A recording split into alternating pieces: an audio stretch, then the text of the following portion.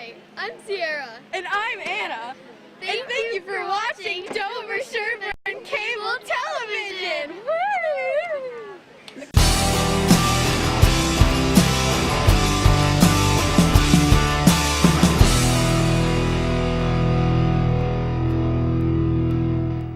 Hello, you're watching Around the Towns. I'm your host, Dan Murphy.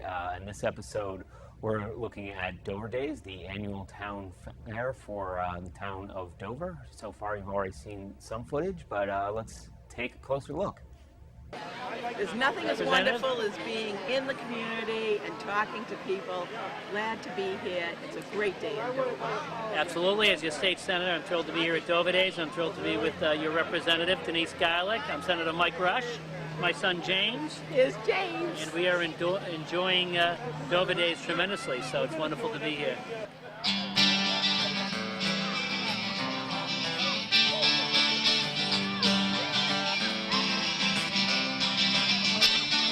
I'm trying to tell you something about my life.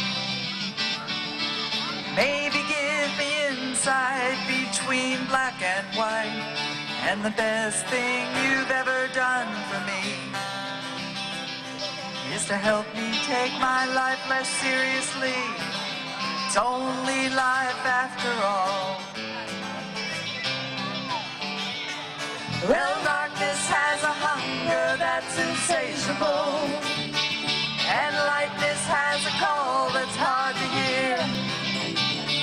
I wrap my fear around me like a blanket. I sailed my ship of safety till I sank it. I'm crawling on your shore. I went to the doctor, I went to the mountains, I looked to the children, I drank from the fountains. There's more than one answer to these questions, pointing me in a crooked line. And the less I seek my source for soft fingers, the closer I am to find. Yeah, closer I am to find. Yeah. I went to see the doctor of philosophy with the poster of Rasputin and a beard down to his knees. He never did marry or see a B-grade movie. He graded my performance. He said he could see through me. I spent 4 years prostrate to the higher mind. Got my paper and I was free. I went to the doctor. I went to the mountains. I looked to the children. I drank from the fountains. There's more than one answer to these questions, pointing me in a crooked line. And the less I seek my source for soft fingers, the closer I am to find. Yeah, closer I am to find. Yeah. Thank you for watching DSC-TV. So that was the Dover Days Town Fair. It's an annual event, happens every year. Obviously, this year was a very successful year. It looked like a lot of fun, and we hope to see you there next year. Also happening last month was the Dover-Sherborn Boosters annual Triathlon, which is a major fundraising event for the Dover-Sherborn Boosters, which supports all high school athletics. So let's look at some footage from the triathlon.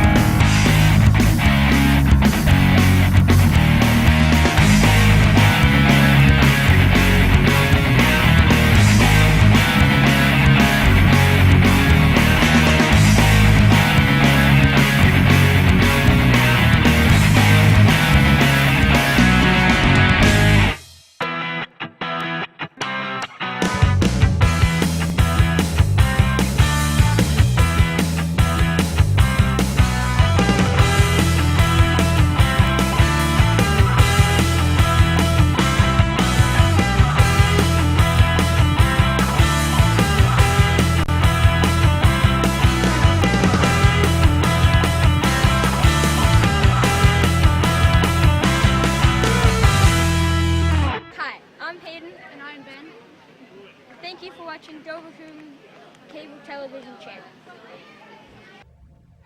In addition to Dover Days and the Dover-Sherborn Boosters Triathlon, also happening this month was a special town meeting for the town of Sherborn, and I sat down with many of the town officials of Sherborn to discuss some of the events. The town meeting has already taken place. Of the 5 articles discussed, Articles 1, 2, 4, and 5 went as anticipated, but Article 3 regarding whether the town treasurer should be appointed was narrowly defeated by a 5-vote margin. But here's a discussion I had with the town administrators and officials of Sherborn discussing that town meeting.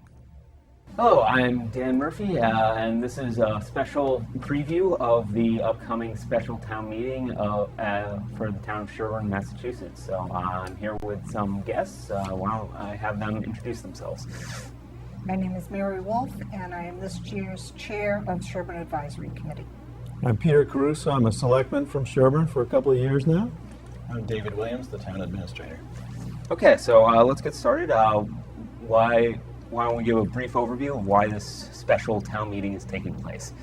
All right, well, this special town meeting is called primarily for the purpose of completing the implementation of an article that was voted by the town at town meeting last spring, which increases the size of the Board of Selectmen from 3 to 5. The vote, a majority vote at the town meeting, passed that article, and then the law resulting from that, the wording went to the state legislature, which passed the implementation of that in July, and then the governor signed that in August. And now this is the final step where the town must accept the new statute that was approved by the legislature and signed by the governor. And then if the town does that at this coming special town meeting, then in the May election for the town, there will be 3 seats open on the Board of Selectmen, and then following that election, the Board of Selectmen would have 5 members on it instead of 3. Okay. And in addition to that, then once the warrant is opened, other articles may be added to it, and so 4 additional articles were added to this warrant, and so all 5 articles will be voted at the special town meeting. Okay, so then I guess we should just start with what's the article by article, what each article will be. Before you do, Mary, just so this was precipitated by a citizen's petition. There are at least 200 people that had to sign a petition asking for this special town meeting.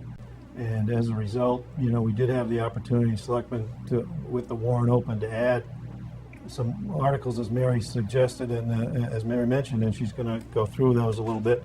But we thought these had a timely nature to them. We thought we'd get them out of the way now as opposed to wait till Springtown meeting.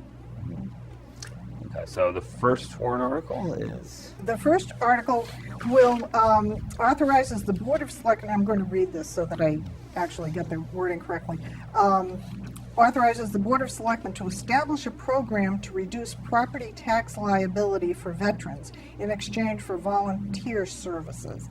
And we have a program similar to that now in the town for senior citizens, and we actually had a warrant article proposed to do this very same thing last spring, but the article was put on the warrant at the last minute the night before advisory's public hearing on that.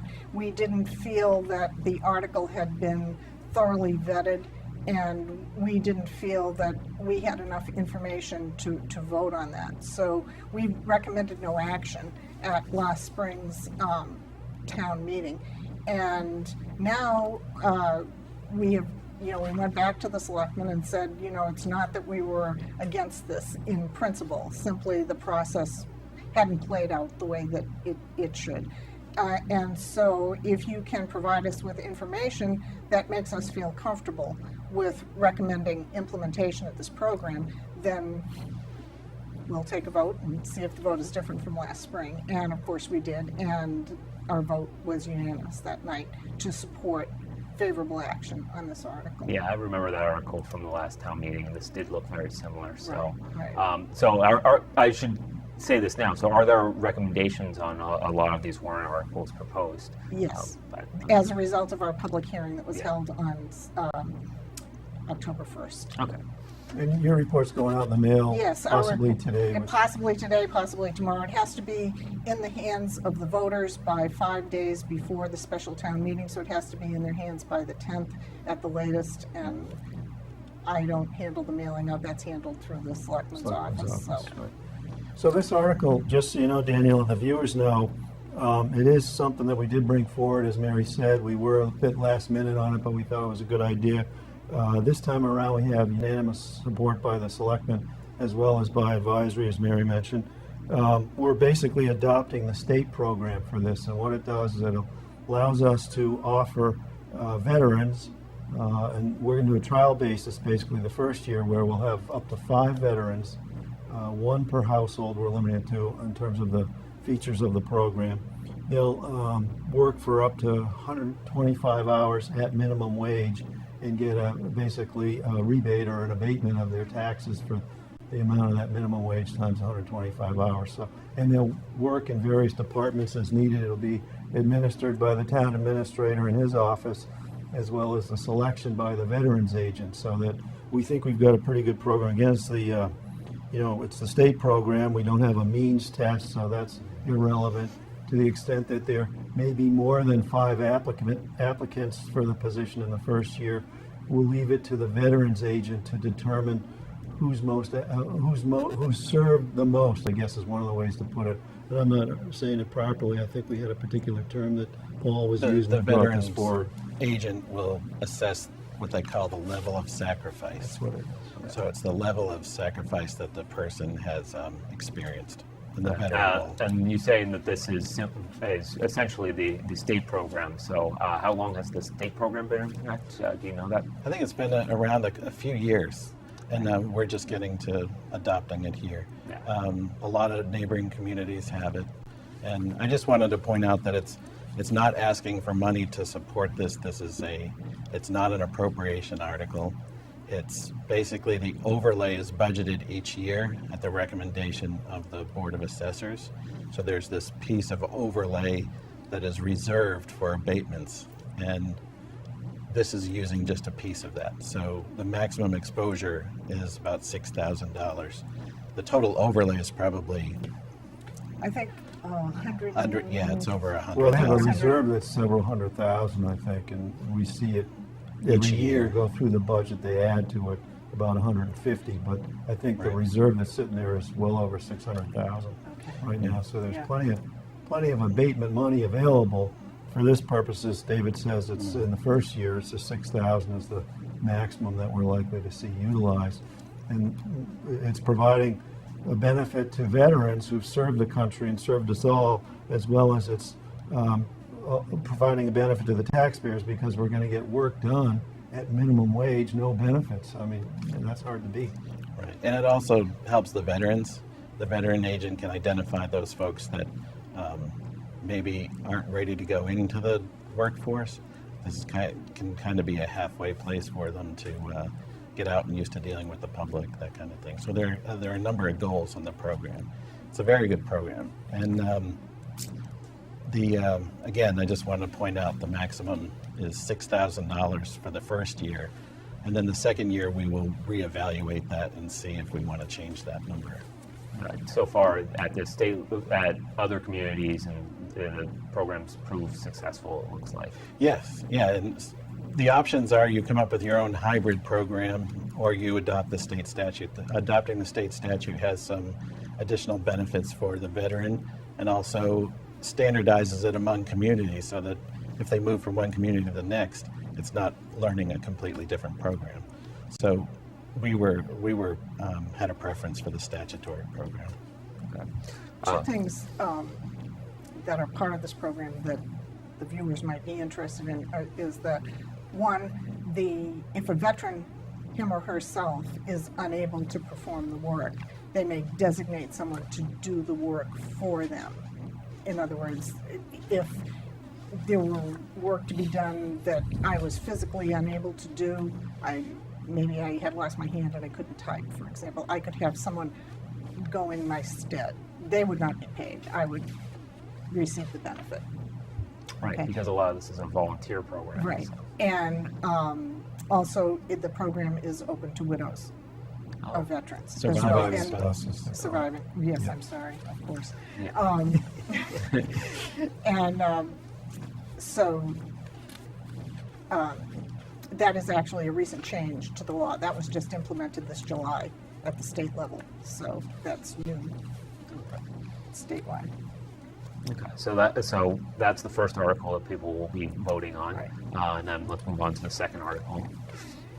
The second article we might identify as mostly a housekeeping article. This is to designate the custodian of the town's OPEB trust fund to be the board of the state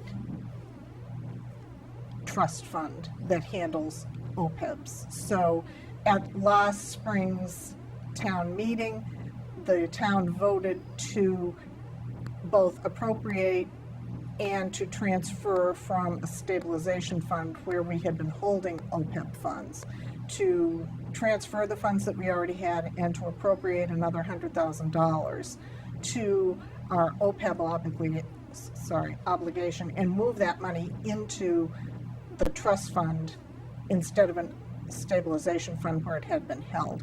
The trust fund is much more of a long-term instrument, and it also has a much higher rate, because it's a long-term instrument, it has a much higher rate of return than we can get just putting in the stabilization fund. But in order to do that, town council advised that we had to pass this article in this form, and that just allows us to do it.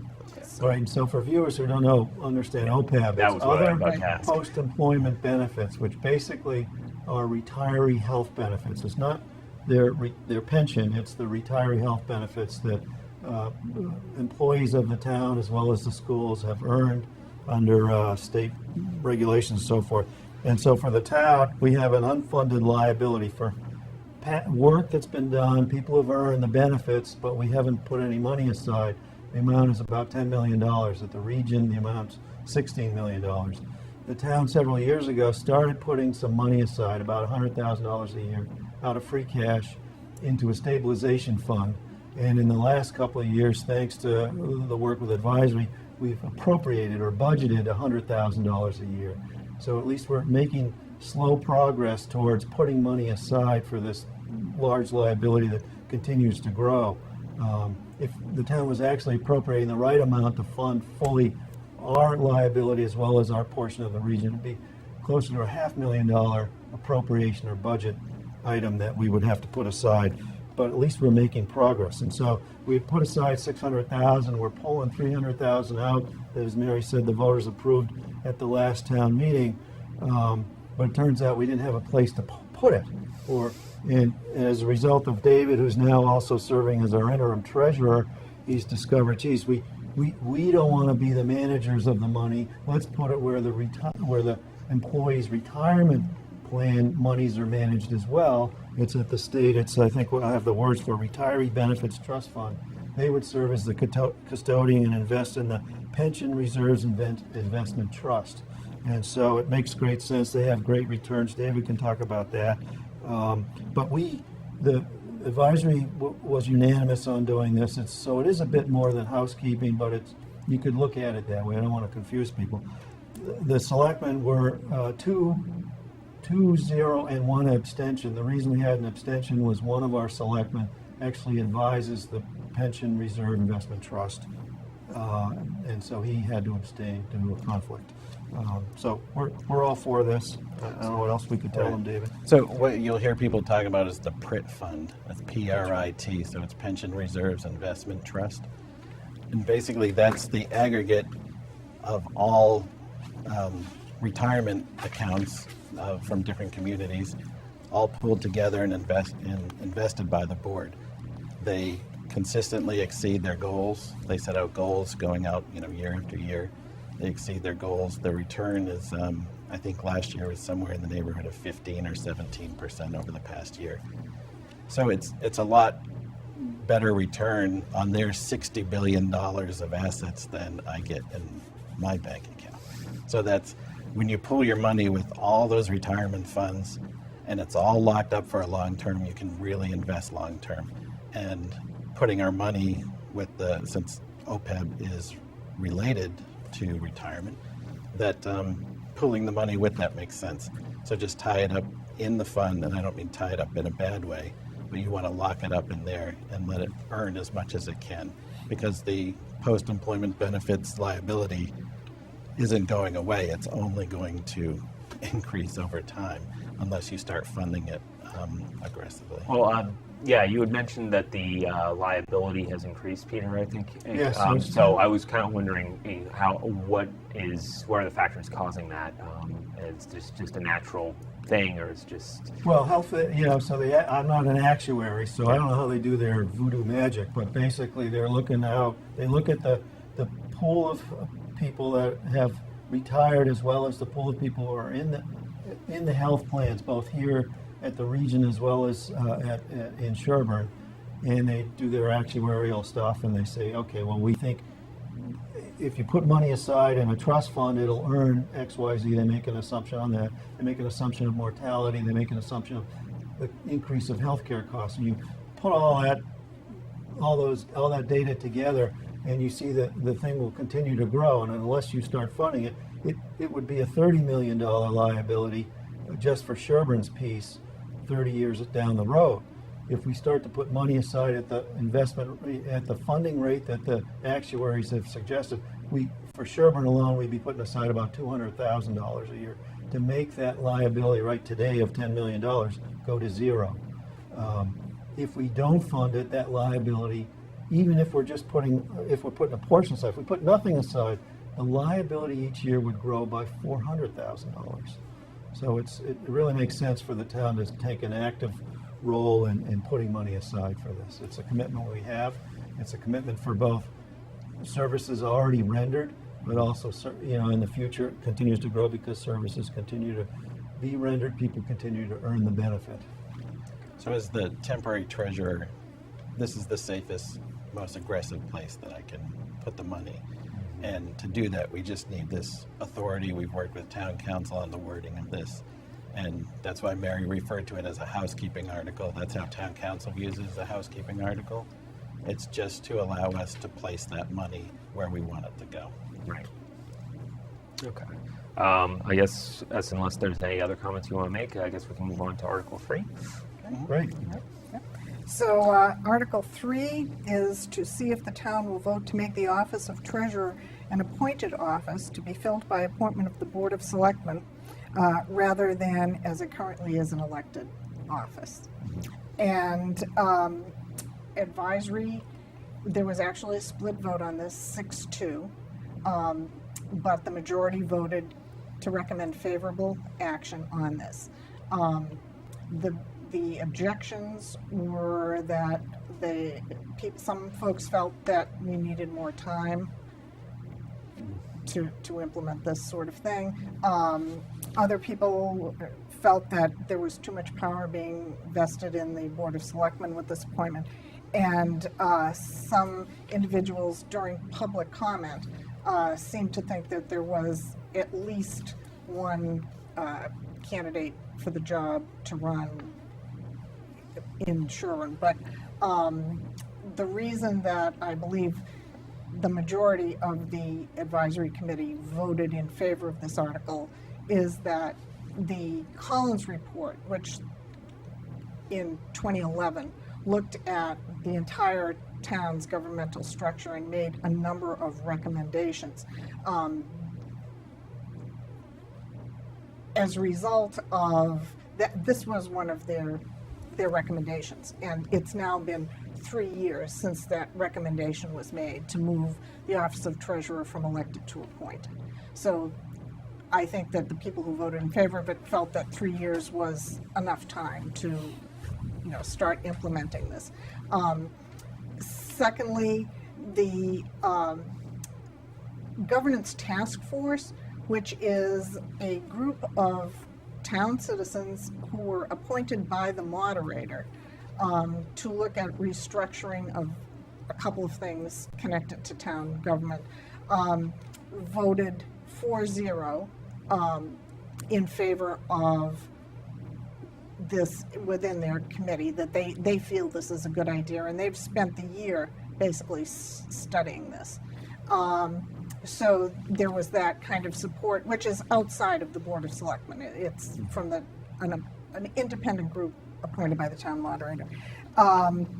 And this is I think one of the more important things is that this is an administrative office. It's not a governmental policy-making position.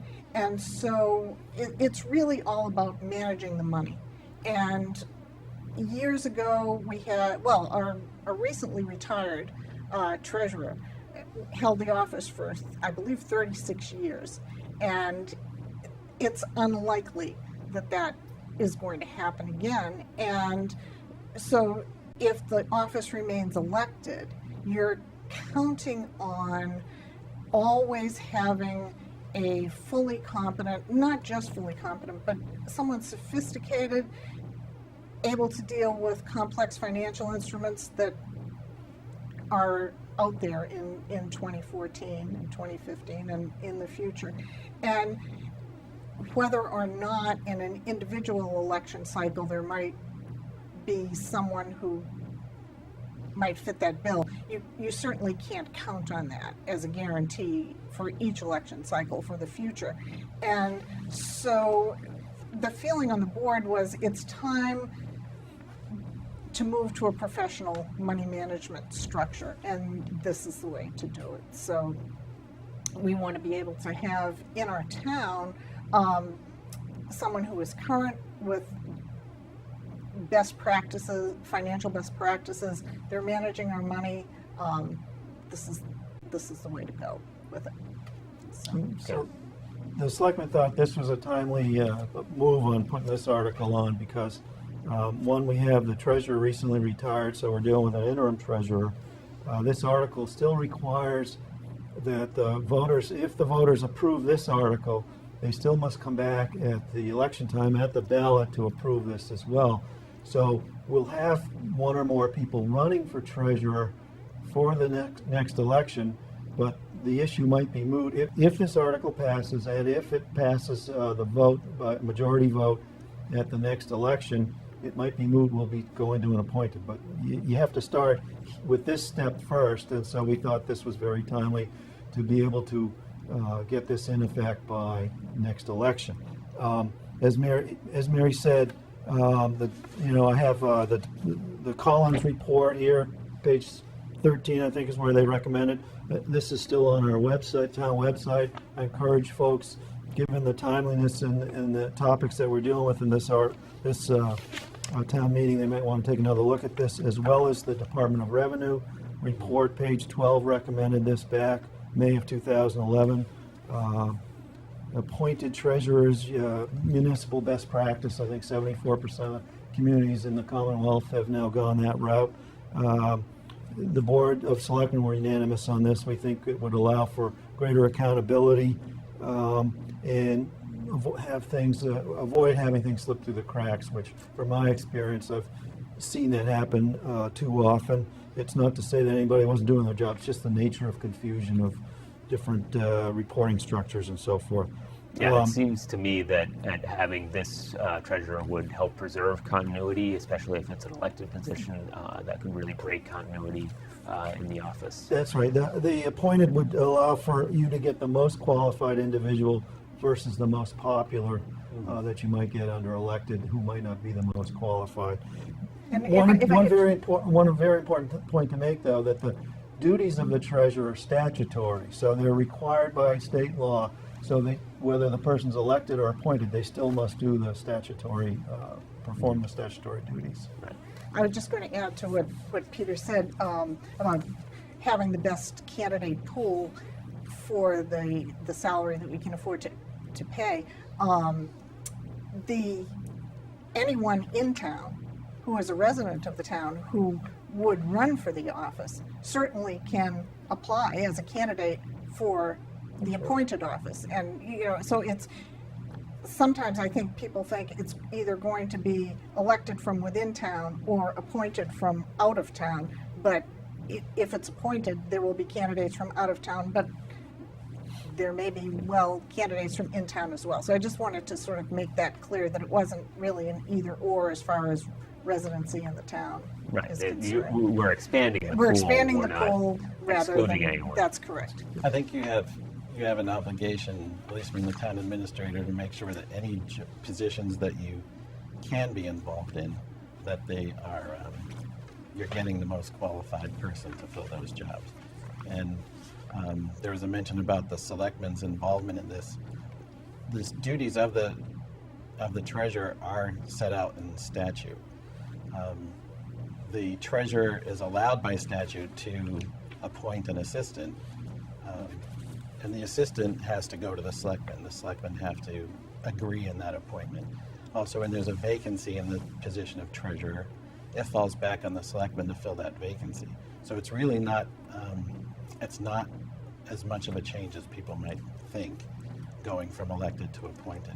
It's really, the article has two pieces. It's to change the elected position to appointed, and also change the personnel admin plan to create the position so that we can attach a job description to it. Yeah, and I imagine if there's any controversy over a decision made regarding should this be approved, and there would be controversy in the future, I imagine this would still be something that could be discussed at town meeting if people have issues or the other governance forums. committee is ongoing. The governance task force, they're looking at a lot of things, and we have recommendations on different positions that should be moved from elected to appointed.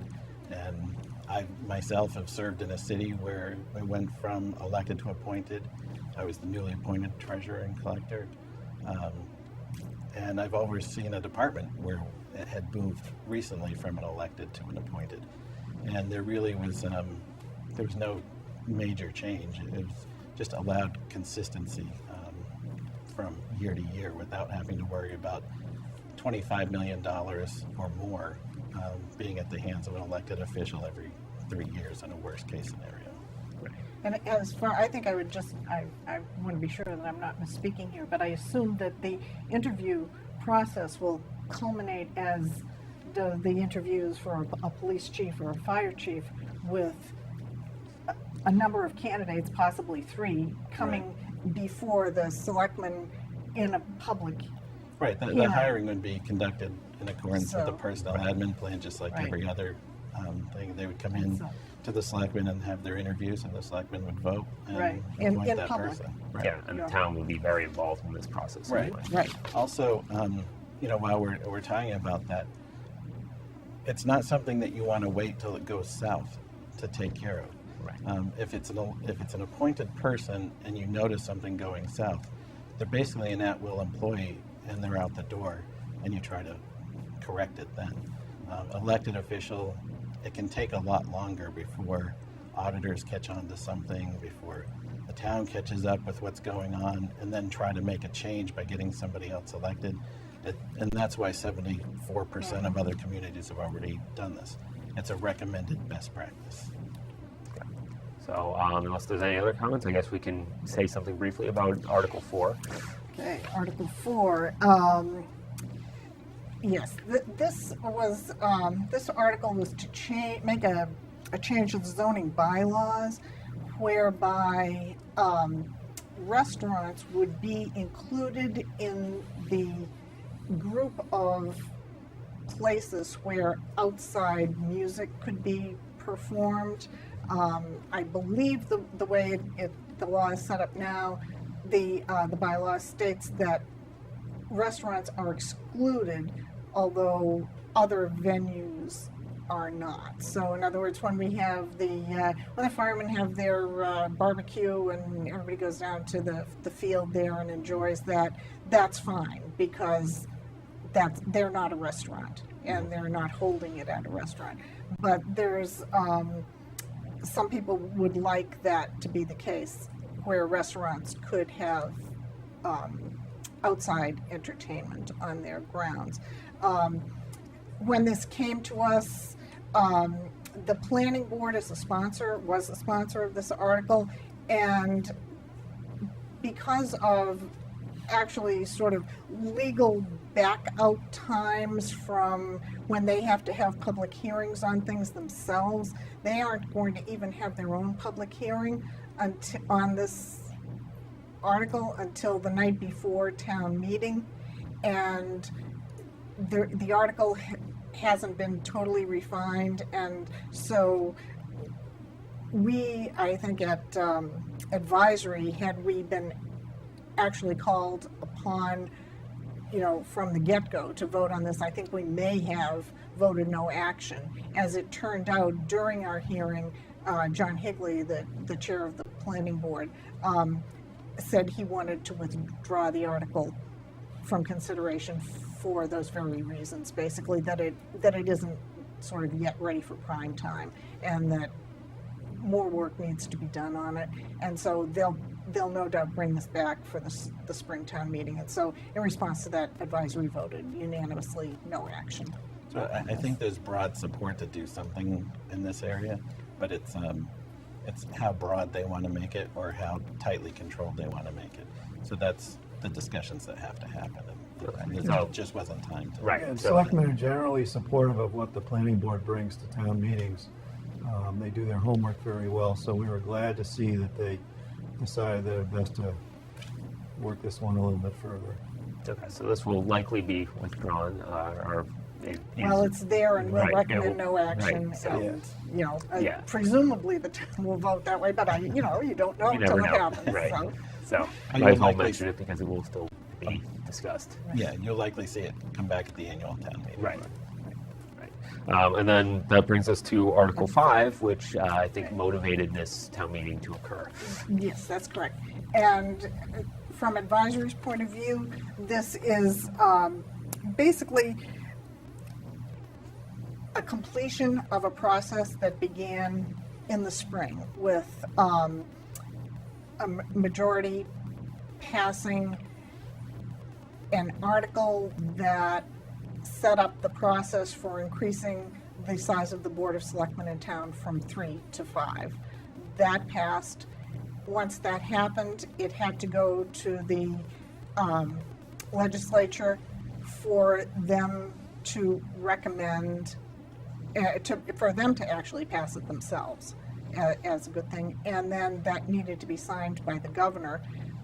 The legislature passed it in July, the governor signed it in August, and the final step is for the town then to accept the statute that then came back from the legislature and the governor, and this is the final step to that. And so advisory voted unanimously for the original article in the spring, and so we voted unanimously again to recommend this final Right. acceptance. And then based on what happened in the spring, it's likely that this will sort of just be a continuation of that, which Well, that's our yeah. goal here, yes. So when we decided the order, we decided to save the best for last in the article list here, just to be sure that we had a full house throughout the evening if we could. But also, one of the reasons for having this article now, why the citizens brought it forward, is to enable, if it passes, then you can have candidates running for the 3 open positions for next, election time period. So it does provide folks a better certainty of what they may plan to do. Certainly, a number of great folks who've volunteered a lot of time on behalf of the town. I think this is a great article. Not everybody does.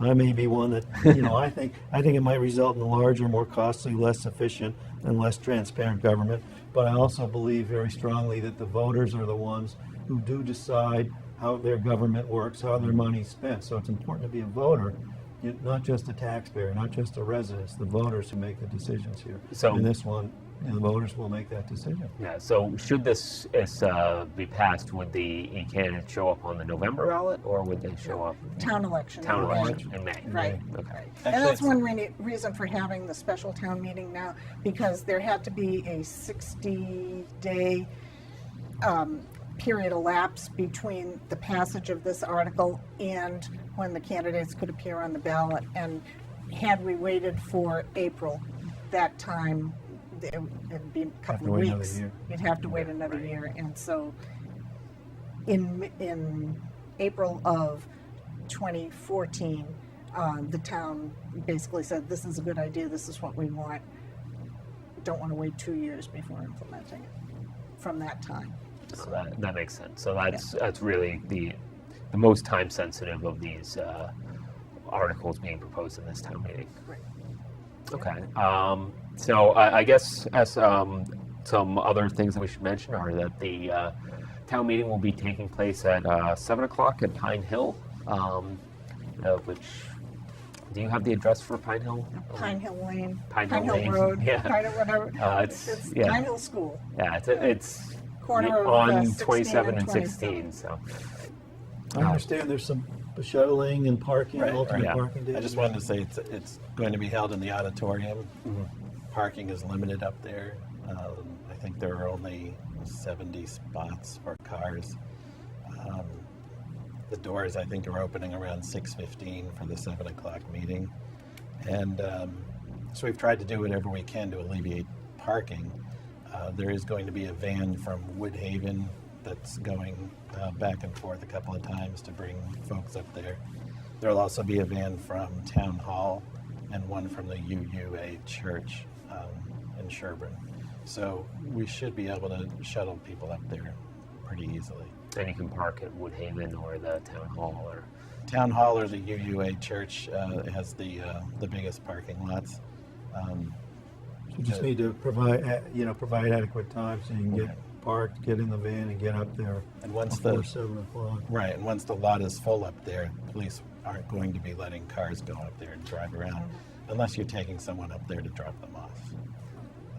And then what will be the policy on having shuttles go back to return people to their vehicles? Yeah, they'll be on hand to return them back to their cars. Yeah.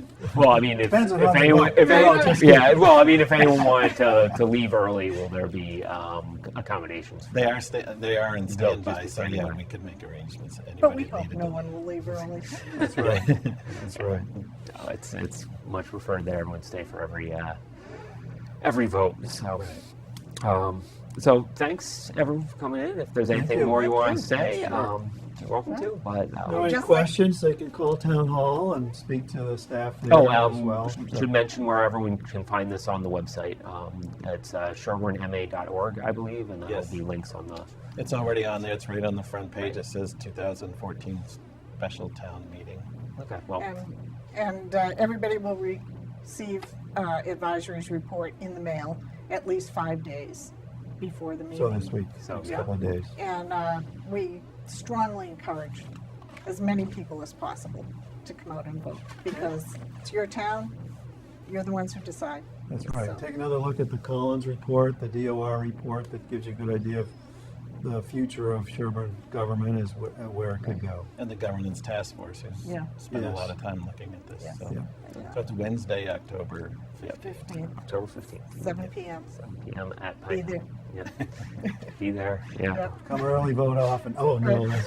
Well, vote on the 5 articles and any amendments that get proposed. But I don't know I if wonder there are any. about that.